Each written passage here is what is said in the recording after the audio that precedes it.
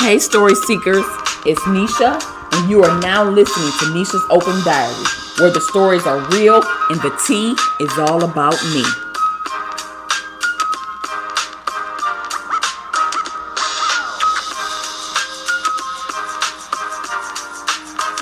Welcome back to Nisha's Open Diary. Today is Monday, April 1st, 2024. I am Nisha, and you are now listening to Nisha's Open Diary, where my story times are true and my experiences are real.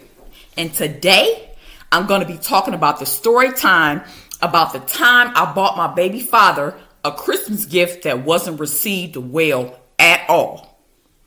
So, without further ado, let's get right into the story time. The holiday season came around and Christmas shopping was in full swing. I am anxious and filled with anxiety once again because I already knew that I had to get him a good gift. I know how he dressed. I knew his mentality about things, and the way that they had already treated me and judged me, I just knew it had to be a good gift. I couldn't fail. And they judged me about the things I had or didn't have. And when I say they, I'm talking about him and his family. Now, as Christmas is approaching, you start asking people, like what you want for Christmas. So we're doing that or whatever. But it was never really like, oh, I want this or whatever. It was more like I don't know, you just choose a gift. You choose whatever you want to get from me type of thing. So, but as I have repeated and stated in previous story times, him, his mother, and even his brother had already made me feel like I wasn't good enough.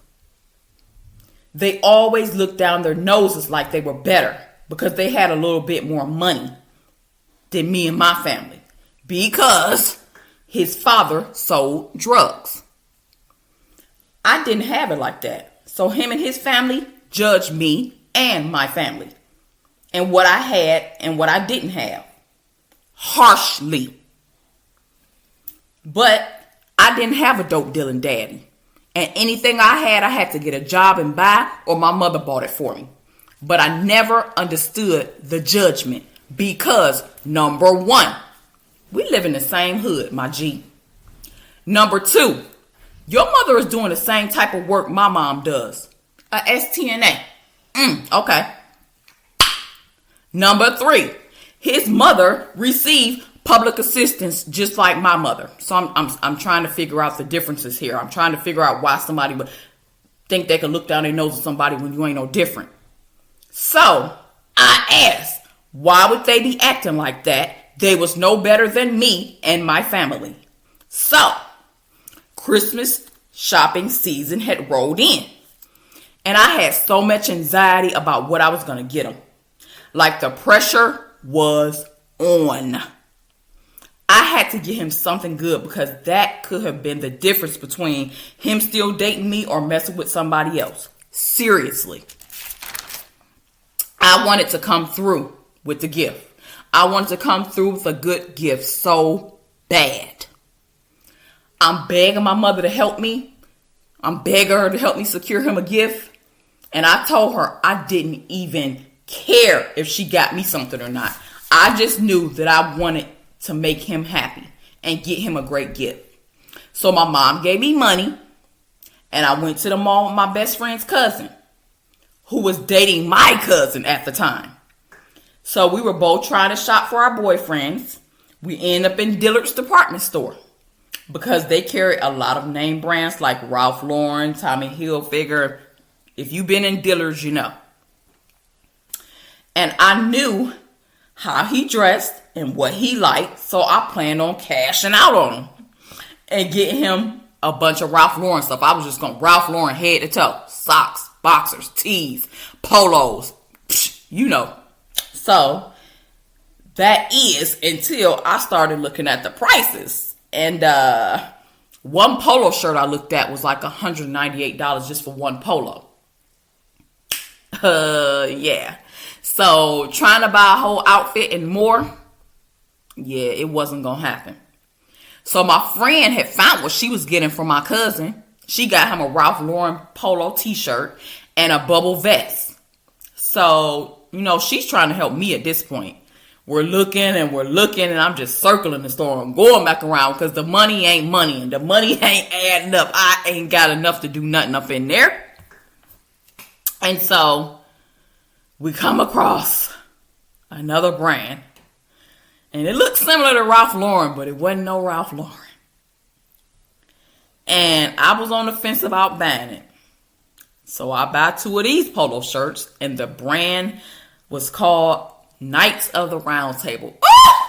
I will never forget it because he didn't let me forget it. His brother didn't let me forget it. Nobody let me forget that.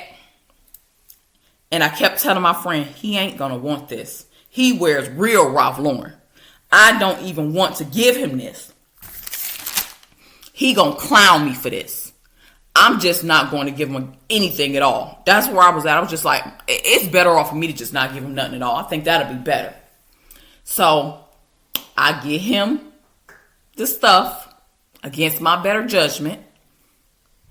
So I get it home. I show my mother what I got. And I tell her, I don't want to give this to him. He ain't gonna like it. And my mother tells me she ain't got that type of money to spend on him. To spend on him alone. And I best be glad she can buy presents for me.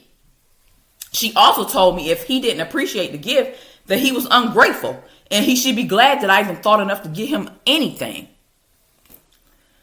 So, don't ask me why. But I was mad at my mother. Because I don't know what I expected her to do. I don't know. I thought she was going to come through, drop some bread on me, and I was going to be able to make things happen. Even though my mother was trying to scratch and scrimp and scrape up enough money to buy some gifts for me and our family, my brothers and me and stuff or whatever. But I don't know. That's just what I expected. So I just knew what would happen. I knew it. I seen it coming. I knowed it. So Christmas Day is fast approaching and I am overwhelmed with anxiety over this gift. Christmas Day finally arrives and I'm trying to avoid talking to him and I just wanted to hide out in my room and pretend to be sick, just anything to avoid him coming over that day and us exchanging gifts. Whoo! So the day gets underway and evening rolls in and we have a house full of people. Somebody answers the phone and tells me it's him. And I got a lump in my throat. Ugh. He was telling me he was on his way. I'm so nervous. My stomach is in knots and I'm still uneasy about giving him the shirts. So he gets there. He sits on the couch and he gives me my gifts. He bought me jewelry, rings to be exact. And every time like a little holiday or something like Valentine's Day, like at this point, I had a handful of rings. I had a ring on all 4 fingers. And at this point, like the late 90s, early 2000s, character rings was in, like, them gold character rings like Tweety Bird and Mickey Mouse and you name it. Like I had them all. I had a handful of rings. Do you tell me? I'm telling you, I had a handful of rings. Valentine's Day, he bought me a couple of rings. And then when this Christmas rolled around, he bought me a couple of more rings. I know I got that Tweety Bird ring. And I can't remember what the other one was. I cannot remember. I want to say Mickey Mouse, but I'm not sure. Okay, so like I said, he got there, he sat on the couch, and he gives me my gifts. He bought me jewelry, rings, as I said, and weren't fake. They were real, and I love my gifts. So then it was my turn, and I reluctantly go to get his gifts from under the tree. Oh, and yeah, I was not on board with giving him the gift. I wouldn't even wrap it. So my mom did, because I was just going to tell him I couldn't get him nothing. Trust me, that would have been better than the embarrassment that was soon to come. His brother had also come with him. And so he opens the box.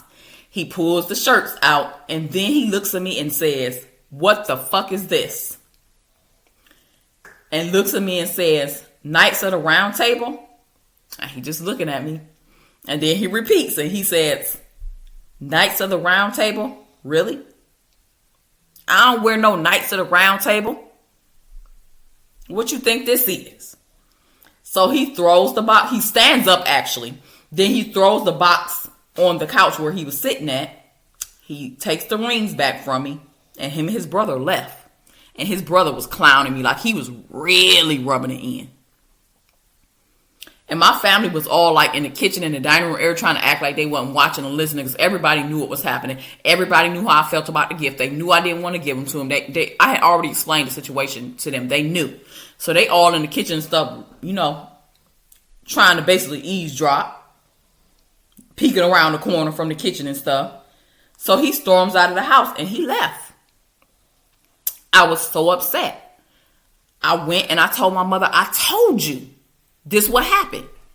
Given his persona and the things he wore and the things that he would say and how he was judging me,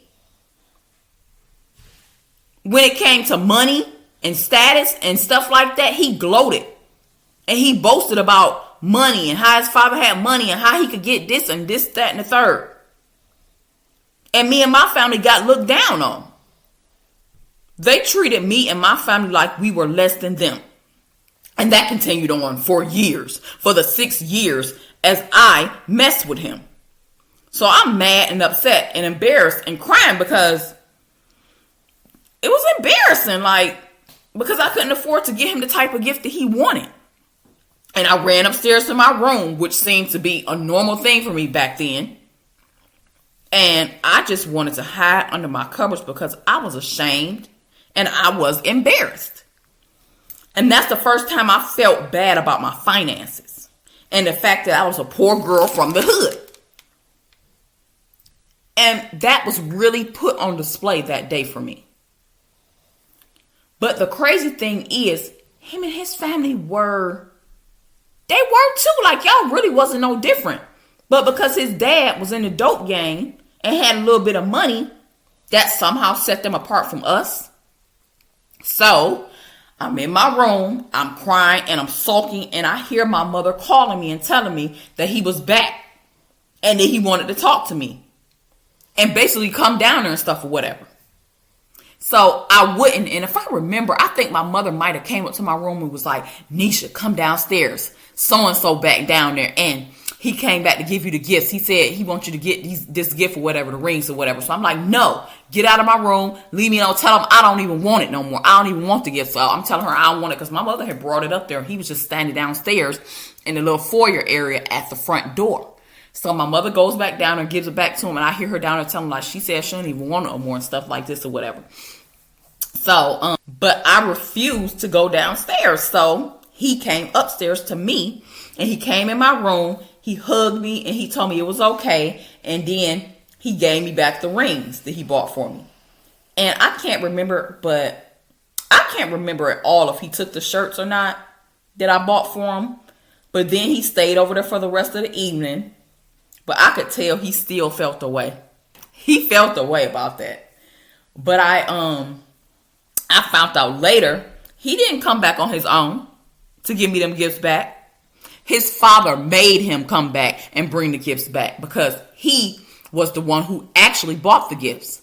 And for a while after that, his brother kept teasing me, saying "Knights at a Round Table" every time I saw him or went around him or over their house or whatever. He just was not letting it go. He rolled my back about that for a minute. Just rubbing it in, making me feel even worse. And this story time is about the most embarrassing Christmas gift I have ever given to somebody. And after that Christmas, I don't even recall if we ever even gave Christmas gifts to each other again or not. All right, story seekers, that is all for this story time. I am out of here. Make sure you follow me on all socials at Nisha's Open Diary and my website at nishasOpenDiary.podbean.com. And until next time, I will meet you where the pen meets the diary. All right, story seekers, that does it for this story time. I'm out of here. Until next time, make sure you tap in, follow me on Facebook and Instagram at Nisha's Open Diary, and I will meet you where the pen meets the diary.